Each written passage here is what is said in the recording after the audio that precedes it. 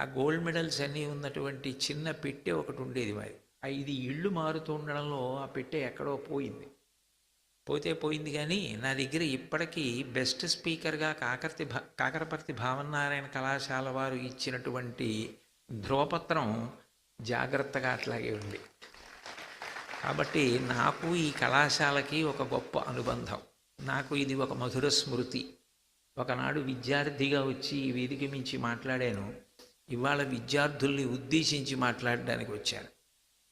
వయసులో భగవంతుడు నాకు ఇటువంటి అపూర్వమైన అవకాశాన్ని కల్పించినందుకు నేను కనకదుర్గమ్మ పాదాలకి నమస్కరిస్తూ, విద్య అనేది చాలా ఉత్కృష్టమైనటువంటి విశేషం.